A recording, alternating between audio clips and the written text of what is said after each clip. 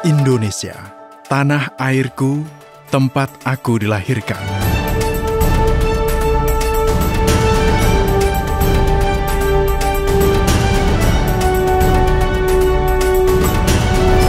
Tidak bosan-bosannya saya bercerita tentang Indonesia, karena saya bangga akan negara ini, atau memang negara ini menyimpan beribu cerita.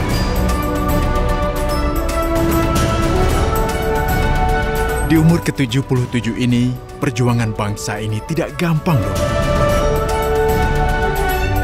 Seperti apel ini, sampai ke tangan saya melalui perjalanan yang panjang. Baik-baik, mungkin kamu bingung.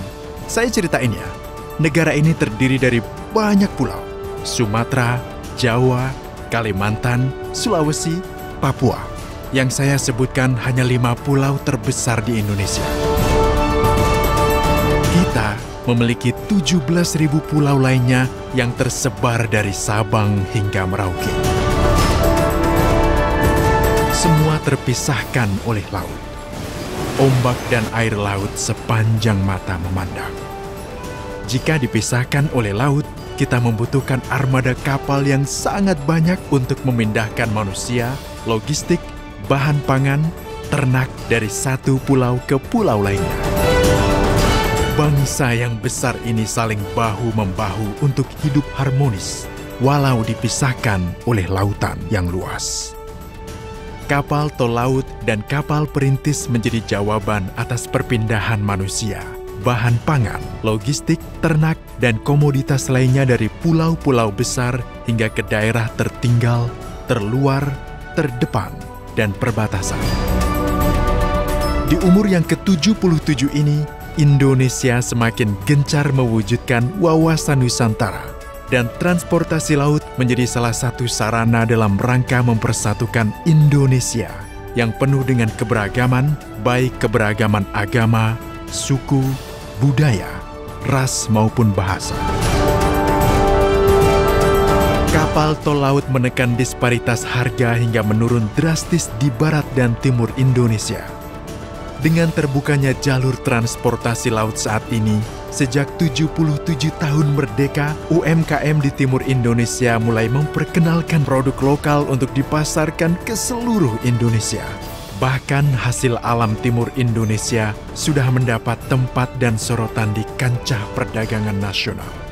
Kamu tidak menyangka kan kalau Papua adalah penghasil padi? Begitu banyak torehan prestasi di bidang transportasi laut di umur Indonesia ke-77 ini.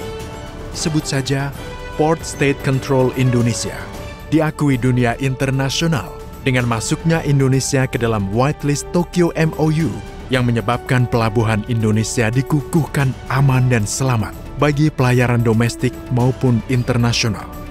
Indonesia terpilih kembali menjadi Dewan IMO kategori C periode 2022-2023. Indonesia juga terpilih sebagai Chairman Aids to Navigation Fund 2022-2024. Sederet prestasi ini mengukuhkan Indonesia sebagai negara maritim yang besar dan kuat di dunia internasional. Nenek moyang kita seorang pelaut ternyata bukan mitos atau legenda ya, karena dari dulu hingga sekarang kejayaan maritim kita diakui semua orang. Bagaimana dengan kamu? Setuju dong kalau kita adalah negara maritim yang jaya? Harus setuju. Kementerian Perhubungan melalui Direktorat Jenderal Perhubungan Laut terus merajut konektivitas nasional melalui penyelenggaraan angkutan laut perintis dan tol laut untuk menjangkau wilayah terpencil, terluar, tertinggal, dan perbatasan.